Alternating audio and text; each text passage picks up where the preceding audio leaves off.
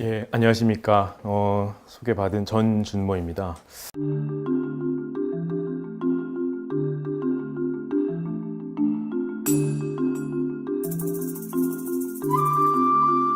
저는 조선 시대의 유자, 불자에 대해서 이제 철학과 그리고 심신관 등에 대해서 지금 연구를 하고 있습니다. 오늘 이제 말씀을 드릴 청어휴정이라는 분은 서산대사라고 이제 많이 알려져 있죠. 예. 그리고 이제 서산대사 하면은 임진왜란 당시에 승병을 일으켰던 고승이다 이렇게 알려져 있고, 또 조선 시대를 대표하는 어떤 그런 고승이다 이제 이렇게 대중들에게 이제 알려져 있는데요. 조선 시대라는 시대가 어떤 성리학적인 이념을 바탕으로 정치 체제를 구축을 하지 않았습니까? 그런 상태에서 이제 불교가 그 전에 비해서 많이 핍박을 받았고, 그래서 이제 휴정 스님의 어떤 이 수양학과 철학을 이해를 하기 위해서는 우선은 어떤 그 시대적인 그 상황에 대한 말씀을 좀 드려야 될 것 같습니다. 그래서 이제 고려 시대 같은 경우는 그 어떤 정치 체제는 유교를 채택을 했죠. 그래서 먼저 과거 시험도 보고, 뭐 인재가 있으면 송나라로 유학을 보내기도 하고, 정치 체제는 유학이었지만은 종교는 불교였거든요. 그래서 이제 국가라든지 개인의 어떤 기원, 안녕, 그리고 어떤 호국적인 측면에서 종교는 불교였는데, 그런 어떤 이중 구조에 있었던 고려와 달리 이 조선으로 넘어가면서는 그것을 성리학적인 이념으로 다 이제 대치를 시킵니다. 일원화를 시키기 위해서 그렇게 되고, 그래서 이제 그 고려 말에 이제 어떤 승려들의 어떤 그 승려들이 문란해졌다. 그리고 또 너무 불교 행사를 많이 치르기 때문에 국가가 이제 너무 재정이 파탄이 나고, 그만큼 이제 백성들은 피폐해지고, 그런 어떤 이유를 또 댔고, 또 하나로는 그 역성혁명이기 때문에 어떤 그 정당성을 부여하기 위해서는 이 그 중화적인 어떤 그 사상을 흡수할 필요가 있었고, 그래서 유학보다 더 좀 더 배타적인 어떤 성리학, 즉 주자학을 이제 그 기본 이념으로 해서 조선 시대에 이제 그 기본적인 어떤 이념으로 이제 대치가 됩니다.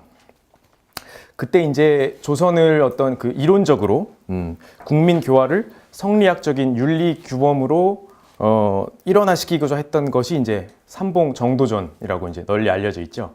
경국대전도 쓰고. 근데 이제 그 삼봉 정도전이 불교의 어떤 이데올로기를 이제 청산을 하려고 하는 그런 시도를 합니다.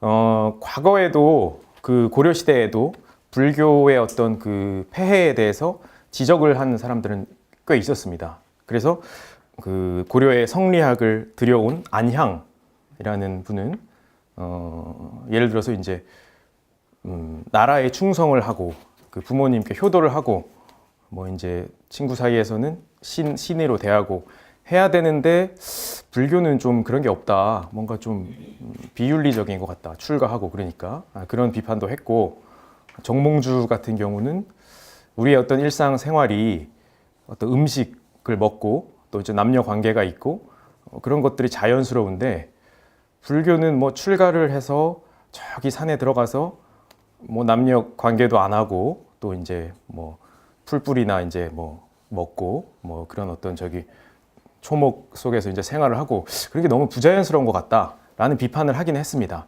그런데 이제 그 불교에 대한 비판이, 그 내용이 출가라는 어떤 특이성에서 오는 어떤 그런 방편에 대한 비판이었거든요. 그러니까 불교 자체가 이론적으로 어떤 심각한 문제가 있다라는 비판을 하진 않았습니다. 그러니까 이제 승려의 어떤 윤리적인 문제라든지 국가 재정 문제라든지 그런 면에서의 비판은 있었지만은, 이론적으로 불교의 어떤 이치가 잘못됐다라고 비판을 했던 것은 삼봉 정도전에 이르러서 이제 처음 시도가 됩니다. 그래서 정도전은 여러 가지 면에서 어떤 그 이론적인 면도 비판을 하고, 불교에 또 이제 기본적으로 뭐 사회적, 실천적인 면에 대한 비판은 당연하고요.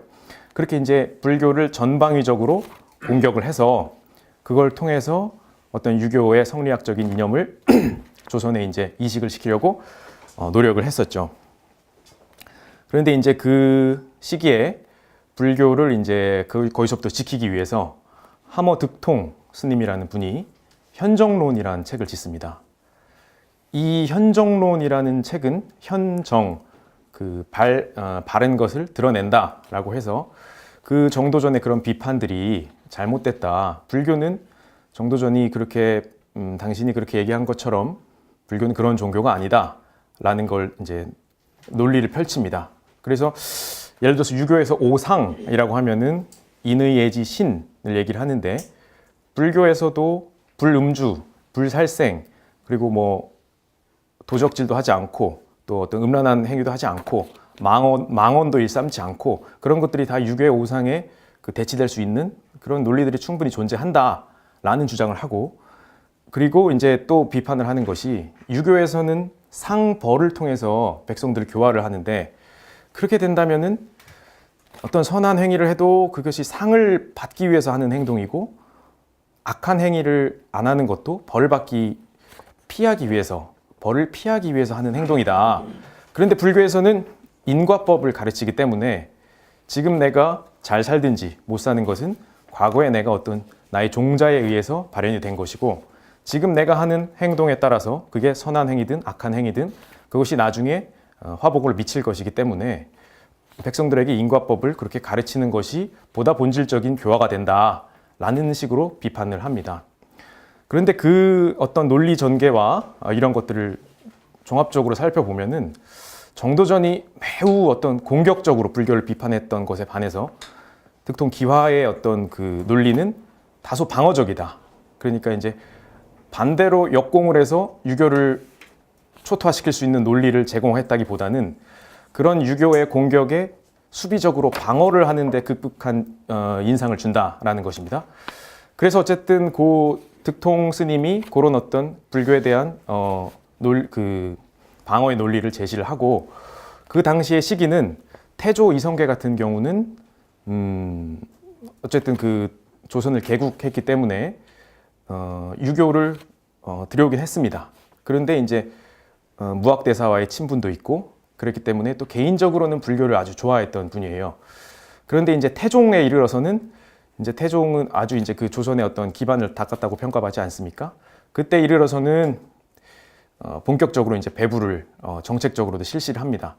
그래서 이제 태종 때 이르러서는 이제 불교가 잠시 위축이 됐다가 다시 세조 때에 이르면은 세조는 또 다시 불교에 또 친화적입니다. 그래서 도성에 이제 승려들이 자유롭게 이제 돌아다닐 수 있게 하고 또 친불적인 정책을 피다가 성종 때에 이르면은 이제 다시 이제 그 유신들의 어떤 그 간언을 받아들여서 이제 안 되겠다. 다시 이제 배부를 하자라고 진행이 되는 바람에 성종 이후 연산군까지 그 근 한 70여 년 동안에 아주 불교가 이제 거의 호흡기를 이제 떼고 거의 뭐 뗄랑말랑 할 정도로 완전히 이제 불교가 아주 가라앉습니다. 예를 들어서 이제 도첩도 폐지가 되고 아예 이제 뭐 도성에 자유롭게 돌아다니지 못하는 것은 기본이고 승과도 폐지가 되고 이제 아예 그 존립의 위기에 이제 처했는데 그때 이제 기적적으로 살아남게 되는 게 이제 허흥당 보우 스님이 이제 나와서 문정왕후의 총애를 받아서 겨우겨우 이제 살려놓습니다. 그래서 이제 호흡기 떼려다가 겨우 이제 목숨을 유지를 해서 승과도 다시 부활을 하고 그때 이제 봉은사의 이제 주지로도 취임을 하고 어쨌든 다시 그 조선의 이제 불교의 명맥을 살려놓는데 일조를 하는데요. 이 보우 스님은 일정론이라는 책을 지어서 일정이라는 것은 불교의 일심과 유교에서의 중을 합의를 시킨 어떤 그런 이론입니다. 그러니까 이제 그 하머득통 스님까지는 이론적으로 어떤 것을 제시했다기보다는 그 유교의 공격에 대한 방어적인 성격이 강했다고 하면은 이 나암 보우 스님 같은 경우는 어떤 이런 이론적인 근거를 마련을 했다. 그리고 그 이론도 이론이지만은 결정적으로는 불교가 다시 명맥을 유지하게끔 그 살려놓은 그런 어떤 역사적인 공로가 있다고 할 수가 있죠. 그렇지만은 이것이 계속 지속됐던 것은 아니고 이제 한 15년 정도 불교가 그나마 살짝 중흥을 합니다. 그리고 보우 스님이 말년에는 그 제주도에 가서서 이제 맞아서 돌아가시지 않습니까? 그렇게 불교가 잠시 중흥하는 듯 했으나 이내도 꺾이게 되고, 그 당시에 이제 활동했던 퇴계 이황 선생님이나 뭐 율곡이 선생님 같은 분들은 불교에 대해서 또 다시 비판을 많이 합니다. 그래서 퇴계 이황 선생님 같은 경우는 내가 불경을 보고서 이게 어떤 이치인지를 한번 이렇게 살펴볼까 했는데, 이게 얕고 깊은지를 알려고 하다 보면은 내가 물속에 빠질지도 모르겠다. 그러니까 아예 거기를 쳐다보지도 말아라, 피해라 라는 어떤 말씀을 합니다. 그러니까는 처음에 삼봉 정도전 같은 경우는 그래도 진지하게 불교와 유교가 어떤 면에서 다르고 불교는 어떤 면에서 잘못됐다라고 할 정도로 서로 이제 이론적인 어떤 그런 싸움이 있었다고 한다면은, 퇴계 이황 선생님 정도에 이르면은 아예 쳐다보지도 말라라는 정도로 그렇게 불교의 위상이 많이 떨어진 거예요, 그동안. 그리고 이제 율곡 이 같은 분은 조금 그 퇴계 이황 쌤보다 조금 뒷분이긴 하지만은 그 개인이 금강산에서 잠깐 그 출가를 했던 경험도 있고 그랬기 때문에 퇴계 이황 선생님만큼은 아니지만은 그래도 이제 불교를 많이 비판을 합니다. 그래서 뭐 윤회, 인과응보라든지 어떤 교회 별전, 뭐 직지인심 같은 것들은 말이 안 되는 것 같다. 그런 것들은 폐해가 많다라고 비판을 하고요. 그렇게 이제 불교의 위상이 유교에 비해서 많이 떨어져 있던 당시에 그것을 이제 극적으로 바꿀 수 있었던 것은 바로 임진왜란입니다. 그러니까 허응당 보우 스님이 겨우 목숨을 살려놨고, 이것을 극적으로 이제 바꿀 수 있었던 것은 임진왜란 때이죠. 그래서 선조가 진짜 어떤 그 위기에 몰렸을 때 이 서산대사 휴정 스님을 불러서 나라에 난리가 났는데 그대가 이제 능히 구제할 수 있겠느냐라고 이제 물었을 때, 서산대사가 나라 안에 있는 승려들로 하여금 이제 늙고 병든 이는 약한 사람은 절에서 이제 열심히 부처님께 기도를 하고, 젊은 승려들 같은 경우는 모두 이제 그 외적을 치도록 그렇게 하도록 하겠다라고 해서 8도 16종 도청섭을 바꿔서 이 전쟁에 이제 임하게 됩니다. 이런 어떤 일련의 흐름을 가지고 봤을 때 크게 우리가 이제 일반적으로 생각할 수 있는 관점이 이제 두 가지가 있는데, 첫 번째로 아까 그 불교에 대한 비판이 있지 않습니까?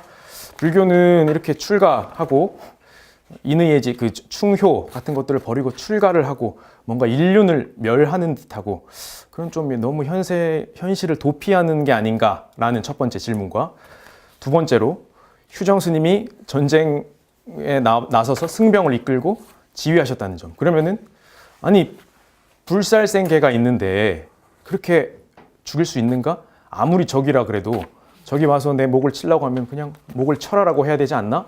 그걸 대고 내가 이렇게 조선의 모든 승려들을 이끌고 살생을 하라라고 이렇게 할 수 있는가?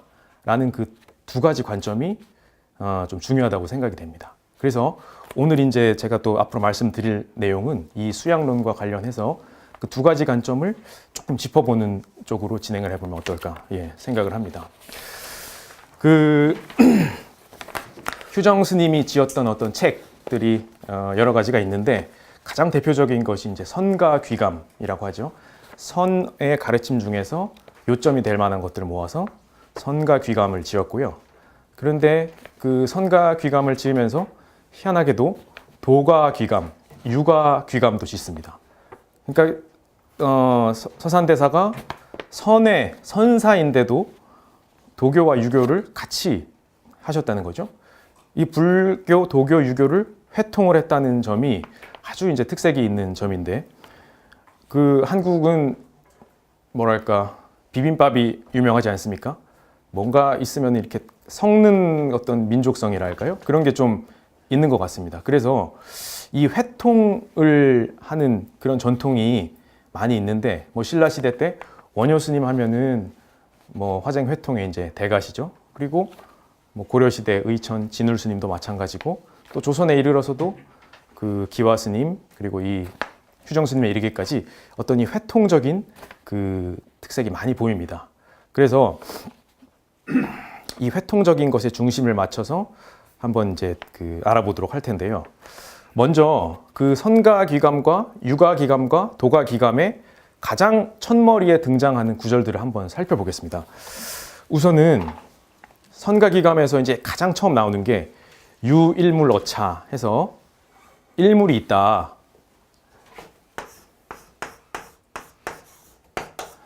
여기 한 물건이 있고 이것은 아주 밝고 신령스러운 것이기 때문에 또 불생불감해서 생겨난 적도 없고 죽을 수도 없고 뭐라고 이름을 붙일 수도 없고 그 생김새를 파악할 수도 없다라고 일물을 제시를 합니다. 이게 선가귀감에서 등장하는 첫 번째 키워드입니다. 일물. 근데 일물은 뭔가 이게 의미를 부여할 필요는 없습니다. 뭐라고 이름 붙일 것이 없기 때문에 굳이 이제 하자면 일물이다, 한 물건이 있다라고 선가귀감에서 표현을 한 것이고, 두 번째 도가귀감에서는 뭔가 이렇게 혼돈되어서 이루어진 한 물건이 있는데 그것은 천지보다 먼저 생겨났고 지극히 크고 미묘하고 지극히 텅 비고 신령스러우며 내가 그 이름을 알지 못해서 억지로 이름을 붙이면 심이다. 도가귀감에서는 심이라고 표현을 했고요. 이것을 곡신이라고도 한다.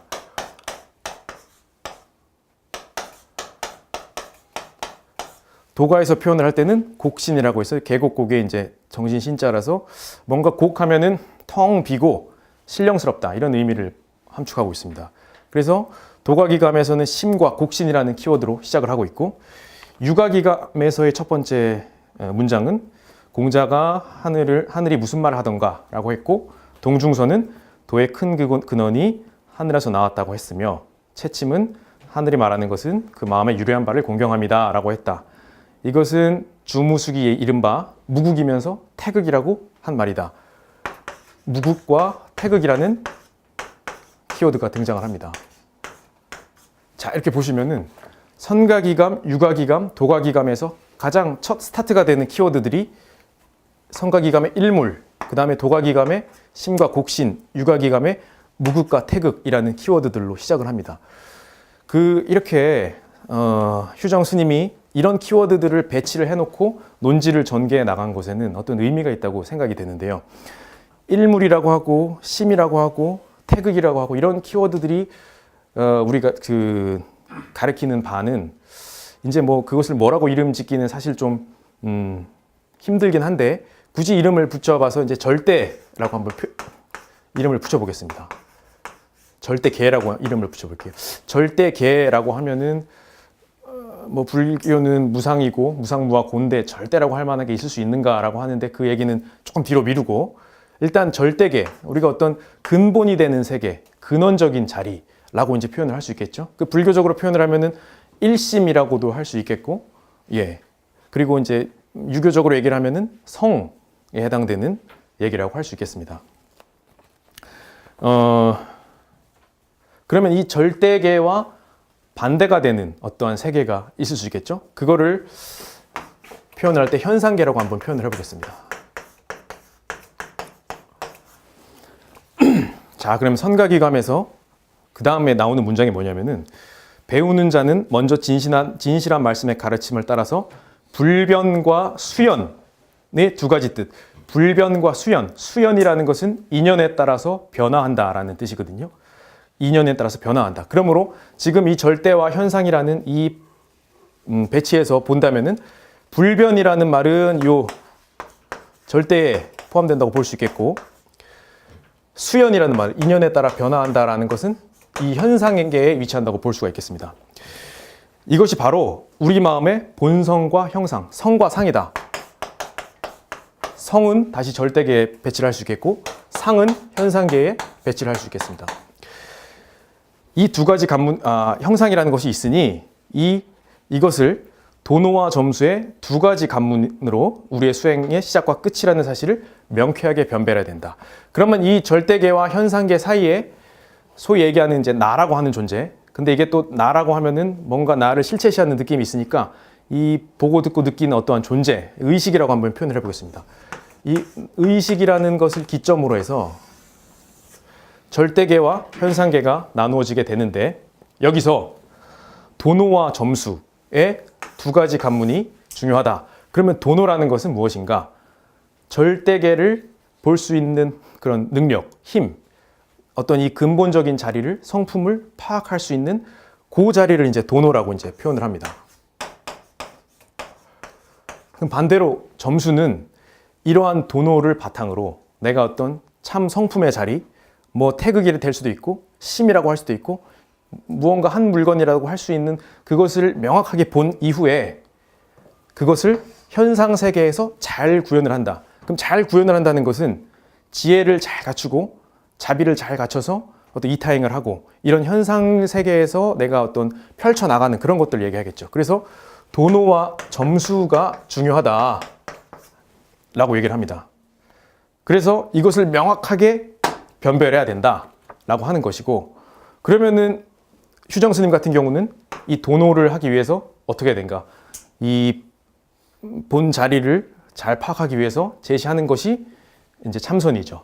간화선이고 선사였기 때문에 간화선을 잘 하도록 이제 유도를 하시고, 그래서 선과 귀감에서도 중심이 되는 것들이 어떻게 참선을 잘 할 수 있는가에 대한 그 기법들이 많이 나옵니다. 그래서 그 도노에 대한 관점을 그렇게 참선으로서 풀이를 하시고요.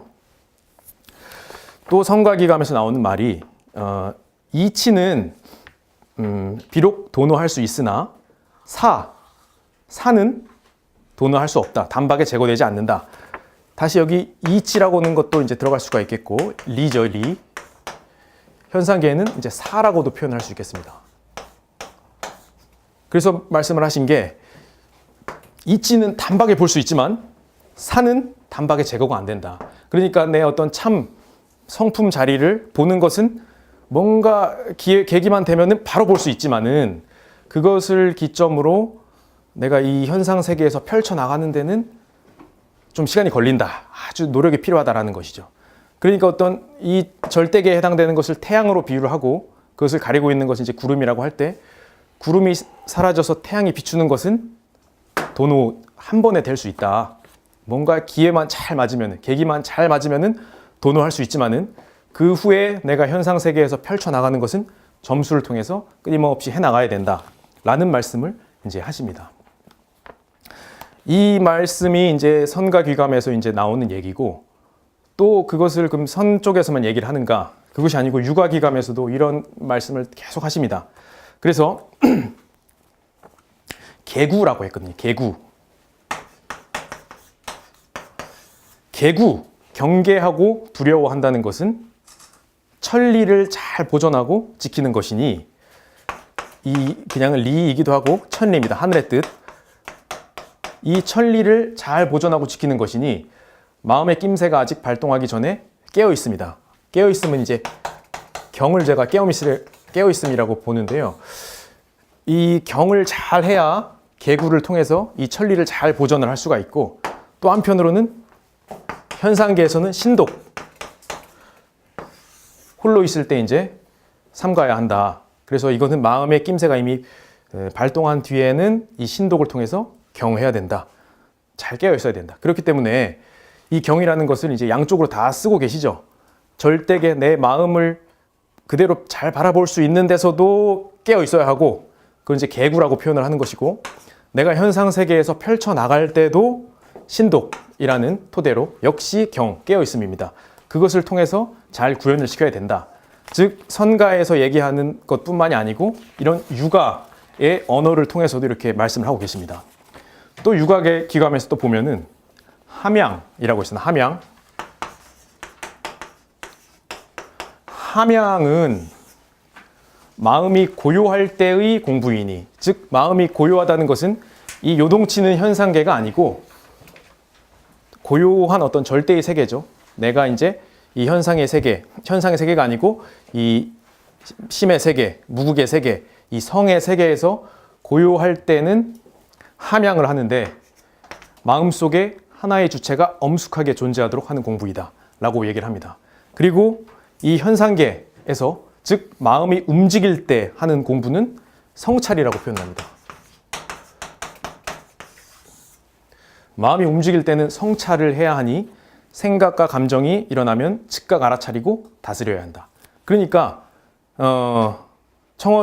휴정 스님은 어느 한쪽으로만 얘기를 하지 않고 이 절대계와 현상계를 넘나들면서 양쪽을 다 잘 할 수 있어야 된다. 도노와 점수를 통해서, 그리고 유교적으로 표현을 하자면 개구와 신독을 통해서, 함양과 성찰을 통해서 그렇게 이 절대계와 현상계를 다 구현할 수 있어야 된다라고 말씀을 하십니다. 그래서 일념을 안으로 되돌리는 것 중에는 모든 존재가 환영으로 여겨진다. 자, 일념을 안으로 돌릴 때, 즉 절대계, 내 마음자리로 돌릴 때에는 모든 존재가 환영으로 여겨진다. 내가 어떤 절대세계, 마음의 참 자리를 이렇게 지켜볼 때는 이 현상계가 모두 환영으로 보인단 말이죠. 그러니까 이 어떤 절대의 세계, 내 마음의 참 성품의 세계로 들어가면은 주체와 객체의 어떤 이분성도 사라지고 나와 남이라는 어떤 그런 차별도 없고 모든 비이원성, 이원성을 다 극복한 그런 상태가 되기 때문에 이 현상계가 환영처럼 보인다라는 것입니다. 그러니까 또 어떤 여러 이제 뭐 인도의 성자랄지 그런 분들은 그렇게 표현하지 않습니까? 지금 여러분 당신이 보고 있는 이 세상은 아예 존재조차 하지 않는다. 근데 뭐 거기 가서 뭐 왈가왈가 할 게 뭐가 있느냐라고도 표현을 합니다. 그런데 휴정 스님은 그런 것도 맞긴 맞는데 이 절대계의 측면에서 보면은 환영이 맞긴 맞으나 환영이라고만 여기는 것도 병이 된다. 그 생각도 내려놓아야 된다. 이쪽으로 절대계를 통해서 보면은 환영이라고도 볼 수 있지만은 그것도 맞으나 그렇다고 해서 이거를 부정을 해버린다. 야, 현상계는 다 부질없는 것이야 라고 부정을 해버리면은 이 또한 병이다. 이러면 안 된다. 라고 말씀을 하십니다. 이거는 청어당집에 나오는 말씀인데 그래서 내려놓고 또 내려놓으면 예로부터 존재하던 본래 모습 그대로이다. 즉 휴정 스님은 어느 한쪽으로만 치우쳐서 그렇게 하면 안 된다. 라고 말씀을 하시면서 참선과 어떤 이 수행을 통해서 이 절대계에 대한 어떤 관심 그리고 노력을 함과 동시에 또한 이 현상계에 대한 관심도 거두어서는 안 된다라고 말씀을 하시는 거죠. 그러니까는 절대와 현상계, 도노와 점수, 계구와 신독, 함양, 성찰 이 모든 것들을 같이 하도록 겸수하도록 말씀을 하고 계십니다. 여기까지 오면은 이 어떤 휴정 스님의 관점을 보면은 아까 이제 처음에 제가 드렸던 질문들 불교는 예를 들어 정몽주가 아까 비판했듯이 뭔가 부자연스럽다. 그리고 뭐 세상을 떠나서 뭐 어디 저기 시골에 들어가서 과부자 들고 앉아서 참선만 하고 세상 일에는 관여하지 않는 그 좀 너무 현실과 떨어져 있는 것이 아닌가라는 질문에 대해서는 사실은 대승불교는 그렇지 않다. 이 절대계 어떤 성의 세계만 탐구하고 이 현상계에 대해서는 관심을 끈다라는 관점이 아니고 적어도 대승불교는 이 절대계에 대한 탐구와 더불어서 현상계에 대한 관심도 놓지 않는다. 그러니까 이게 보살사상과 통하지 않겠습니까? 불교는 결국에는 이 절대계에만 통하고 현상계는 거들떠보지 않는 뭔가 비윤리적이고 어떤 그러한 종교다라는 비판에 대해서 적어도 대승불교는 그렇지 않다라는 것을 이제 이 휴정 스님의 말씀을 통해서 이제 말씀을 드릴 수가 있겠고요. 그리고 이렇게 본다면은 선조가 휴정 스님에게 전쟁 때 좀 나라를 좀 구해줄 수 있겠냐 했을 때 흔쾌히 그렇게 하겠습니다 라고 했던 이유가 납득이 되는 것이죠. 휴정 스님은 선사였기 때문에 이제 평생 그렇게 참선을 하고 수행을 하고 또 제자를 기르고 하는 식으로 이 절대계, 이 어떤 성의 세계에 대해서 깊이 천착을 하셨던 분이지만은 진짜 나라에 큰 일이 생겨서 도저히 이 현상계를 바라보지 않을 수 없겠다라는 생각이 드셨을 때는 지체 없이 이쪽으로 투신을 하셨습니다. 그렇기 때문에 이 역시도 어떤 대승 보살도의 어떤 구현이다라고 볼 수가 있는 것이고, 그러면 이제 두 번째 질문으로 아까 스님인데 이 어떤 불살생계가 있는데 그렇게 전쟁터에서 일본인들의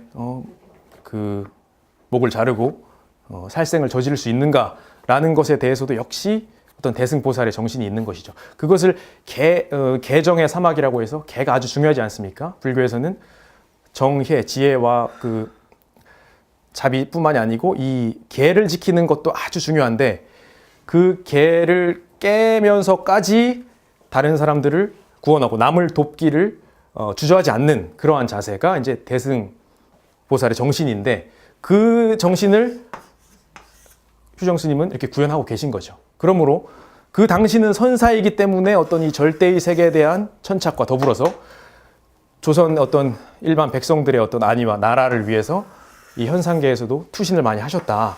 그랬기 때문에 양쪽을 다 구현을 하셨다. 어떤 대승의 정신을 잘 구현을 하신 그 선상 아니신가라는 생각이 듭니다. 그리고 또 이제 한 가지로 이제 볼 것은 그 휴정 스님이 선사였기 때문에 그러면 이제 이 절대계에 대한 어떤 그 관점이 참선만 강조하셨나라고 하면은 또 그렇지는 않습니다. 염불이라고 하죠, 우리.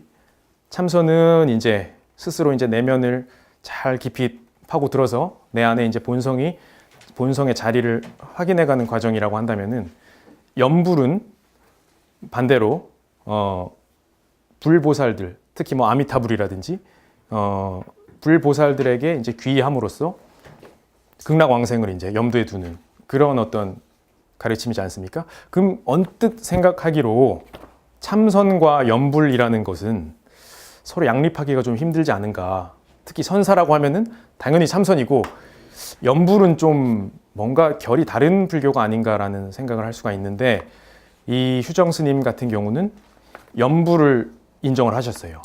그래서 자성의 미타와 서방의 미타가 서로 마주서지 않게 하라라고 했습니다. 자성의 미타와 서방의 미타가 서로 마주하지 않게 하라. 자성이라는 측면은 뭡니까? 이 내 마음에 있는 어떤 근본적인 그 자리죠. 이 성에 대한 측면, 즉 내면에 대한 그 내면에 있는 불성과 서방 정토, 어디 저 멀리 어딘가 아미타불이 있어서 나를 이제 구원해 주실 것이다. 극락왕생할 것이다 하는 이 미타가 서로 그 마주서지 않게 하라라고 했습니다. 이것은 자성의 측면이 이제 그 참선이라고 한다면은 서방의 측면은 염불이라고 할 수 있겠죠. 그 참선과 염불을 일치시킨 그 스님이 그 전에는 다 이제 이 염불이라는 것도 하나의 방편으로서 참선을 하기 위해서 뭔가 이 산란한 마음이 들고 하면은 그것을 이제 퇴치하는 방편으로 썼던 스님들이 많은 반면에 휴정 스님 같은 경우는 동등한 위치로 이제 끌어올리십니다. 그래서 선과 정토가 다르지 않다, 염불이 다르지 않다라고 말씀을 하셔서 이 선정 일치에 있어서도 아주 그 회통을 하셨다. 그러니까 아까 보면은 이 불도유의 회통 첫 번째가 있었고, 그리고 이제 이분이 어떤 선에 대한 어떤 이 뿐만이 아니고 교도 많이 강조를 하셨거든요. 선교 회통이 있고 또 이 선과 이 정토의 회통까지 끊임없이 회통을 통해서 이 대승의 정신을 구현을 하셨다라고 이렇게 볼 수가 있습니다. 이것을 통해 이런 관점에서 그 일본의 그 1900년대 초반에 누카리아 카이텐이라는 그 일본의 이제 승려이자 조동종 승려이자 학자가 있습니다. 그분이 이 조선 선교사라는 책을 썼습니다. 당시에 그 조선의 선과 교에 대한 역사를 쓰면서 쭉 내려오는 일련의 흐름 속에서 비판을 한 것이, 휴정 스님이라는 사람은 본인이 선사이면서 정토를 희구를 한다. 야, 이거는 말이 안 된다. 이거는 선사인데 정토를 희구한다. 극락왕생을 원한다라는 것은 말이 안 된다라는 것을 하나를 비판을 했고요. 두 번째로 아까 이제 이 불변이라는 표현들 있지 않습니까? 불변과 수연이라는 표현이 있었는데, 불변이라고 하니까 불변? 그러면 뭔가 변하지 않는 어떤 실체가 있는 것인가? 근데 불교는 변하지 않는 실체가 있다고 이제 주장을 하지 않거든요. 보통 이제 다 연기법으로 이루어져 있고 이른바 뭐 힌두교에서 얘기하는 아트만과 같은 사상을 배척하고 나왔다고 알려져 있기 때문에 이 불변이다, 마음이 불변했다라고 표현을 한 것은 이것도 역시 선사로서 뭔가 시각이 잘못됐다라는 두 가지를 이제 비판을 합니다. 그래서 이제 그 논리가 쭉 전개가 되는데, 사실 이 불변의 이 절대라는 세계를 상정을 하는가 안 하는가의 문제는 지금까지도 사실 어려운 문제입니다. 지금까지도 예를 들어서 비판 불교라고 해서 일본에 어떤 이런 절대계를 상정을 하는 모든 불교는 모든 가르침들은 잘못됐다라고 해서 뭐 이른바 열애장, 일심 뭐 같은 것들은 모두 다 잘못됐다라고 하는 흐름이 있고, 아니다, 그것은 잘못되지 않고 그것은 불교의 가르침에 적합하다라는 그런 주장도 있는 것처럼 지금까지도 뜨거운 주제이기 때문에, 제 개인적으로는 그 휴정 스님께서 불변이라는 표현을 쓰셨다고 해서 이 말에 끄달릴 것이 아니고, 결국에 어떤 이 본성의 자리, 우리가 추구해 나가야 될 어떠한 그곳을 향해 간다라는 개념으로 받아들이면은 굳이 뭐 불변이라고 했다고 해서 이것을 비판을 해야 된다라고 생각지는 않고요.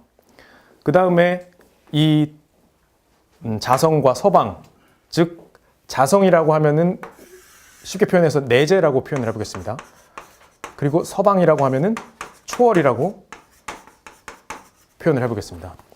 저는 이 휴정 스님이 자성 미타와 서방 미타를 동시에 주장한 이 부분에서 기독교와 불교가 회통을 할 수 있는 어떠한 그런 근거가 이제 마련된다고 저는 개인적으로 생각을 하는데요.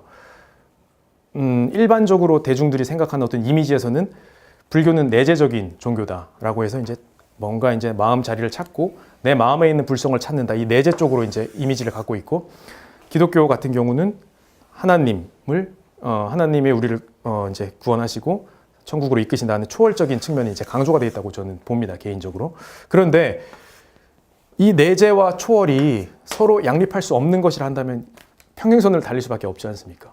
내 어떤 구원의 주체가 내 안에 있는가, 아니면 저 멀리 바깥에 있는가를 놓고서 싸우면은 절대 닿을 수가 없는데, 휴정 스님은 이게 다르지 않다라고 말씀을 하신 겁니다. 그러니까 어떠한 이 절대계라고 할 수 있는 불변이면서도, 뭐 어떤 한 물건이면서도, 마음이면서도, 그게 뭐 곡신이면서도, 성이면서도, 무국이면서도, 태극이면서도, 또 기독교를 표현하자면 하나님이라는 존재 자체는 우리의 마음 속에도 있으면서 동시에 초월해 계신다라는 표현을 하신 거거든요. 그러니까 사실은 그 전까지는 이 어떤 내재의 측면에서 불교를 바라보면은 초월자로서의 어떤 그런 느낌은 잘 없습니다.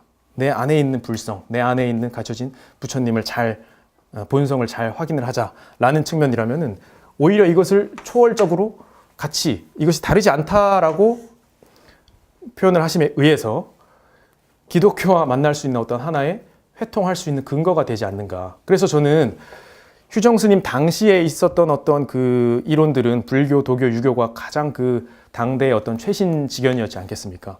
그런데 만약에 휴정 스님이 지금 21세기 한국에 살고 계시다라고 하면은 불교, 유교, 도교뿐만이 아니고 기독교, 이슬람교, 그리고 뭐 최신 과학까지도 다 회통할 수 있는 어떤 그런 말씀을 하지 않으셨을까? 그러면서 저는 그런 이 내재와 초월이라는 관점을 다르지 않다라고 표현을 하신 이 부분에 있어서 어떤 지금 현재에서 그 불교와 기독교의 관점들이 통할 수 있는 하나의 근거가 될 수 있지 않은가, 개인적으로 그렇게 생각을 합니다. 물론 제 이런 말씀에 대해서 비판의 어떤 관점, 비판적인 관점이 있을 수 있습니다.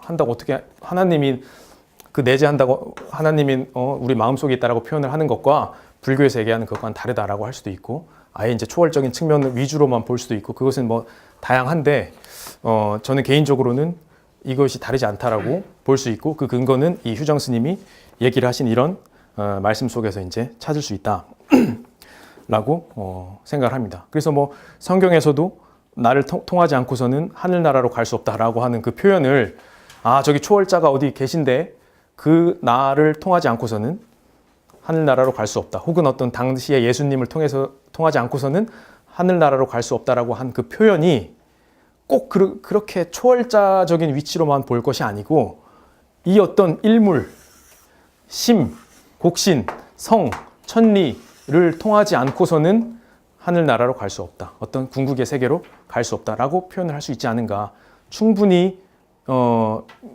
회통될 수 있는 여지가 있지 않은가, 저는 그렇게 생각을 합니다. 그래서 그 어떤 이 수양학, 휴정 스님의 수양학에 대해서 대략적인 이제 계보를 한번 살펴봤는데요. 그 정리를 하자면은 어떤 우리가 수양의 측면에서 이 절대계로만 뭔가 빠져드는 어떤 내 마음자리, 내 불성을 찾자라고만 빠져드는 그런 측면도 아니고, 또한 이 현상계, 이런 어떤 깨달음 없이, 어떤 이 본성 자리에 대한 회복 없이 그냥 내가 막 되는 대로 뭐 사회 활동을 하겠다, 뭐 남을 돕겠다라고 하는 것과는 그것도 말이 안 되고, 이 두 가지가 모두 갖춰져야 비로소 제대로 된 수양이라고 할 수 있다. 수정 스님께서는 그렇게 본 게 아닌가라고 생각을 하고요. 불교에서는, 특히 대승불교에서는 상구보리와 하와중생을 얘기하지 않습니까?